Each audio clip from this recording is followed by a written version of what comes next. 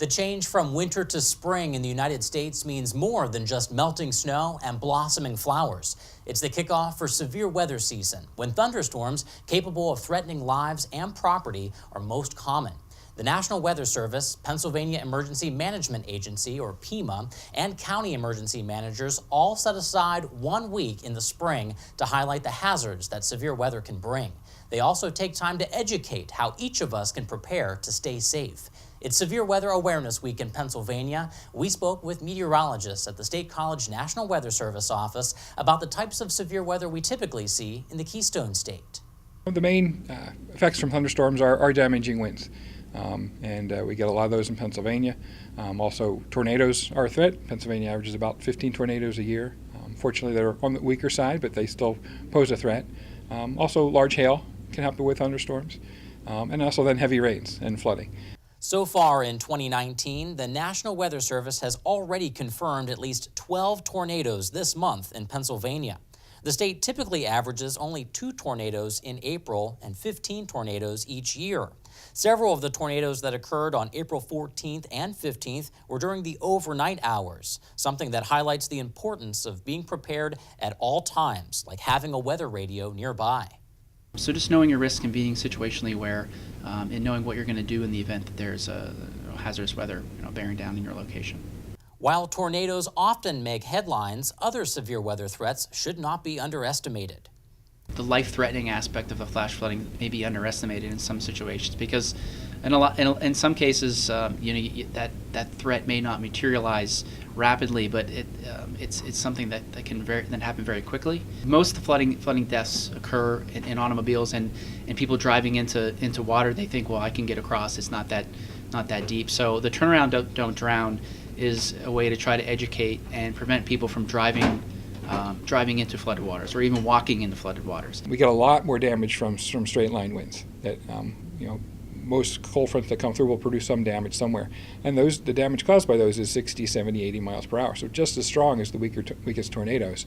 One of the most basic things to know as we head into severe weather season is the difference between a watch and a warning. The watch is you're watching out. You're looking for. That's when the ingredients are potentially there. It takes some very specific ingredients in the atmosphere to come together. And the warning side, that's whenever you want to take immediate action. You want to know where you're going. Have your plans already in place and take action once warnings are issued.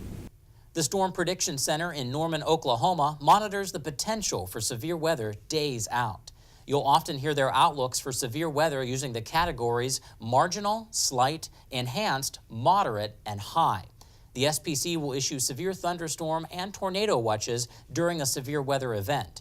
Then it's up to the local National Weather Service offices to issue warnings for the storms, and it can be an all-hands-on-deck situation.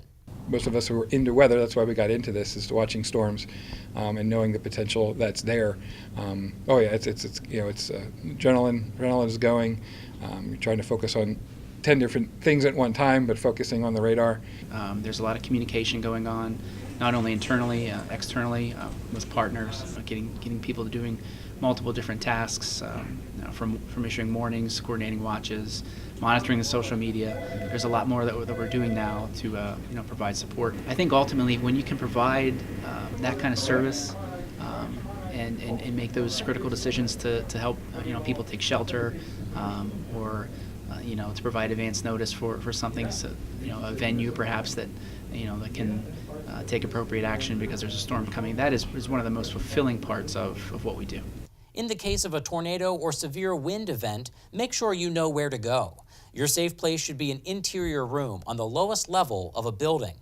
Make sure you are away from windows and put as many walls between you and the storm as possible. The reason why can be clearly seen in these recent photos from the National Weather Service in Tallahassee, Florida. You can see debris pierce through the outer walls of this home. It's also a good idea to have an emergency preparedness kit or go bag.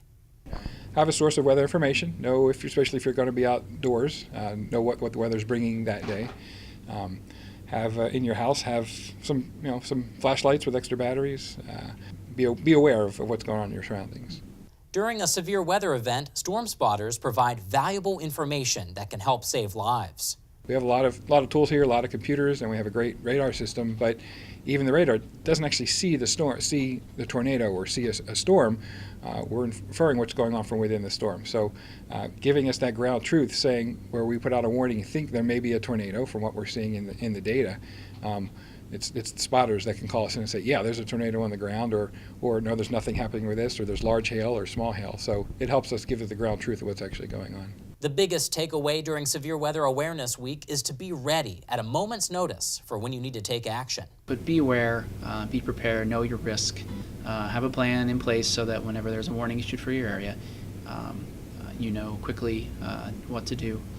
For more information on how to prepare, you can visit the National Weather Service website at weather.gov, or check out a whole host of other resources by going to ready.gov. For Weather World, I'm Rob Leidick.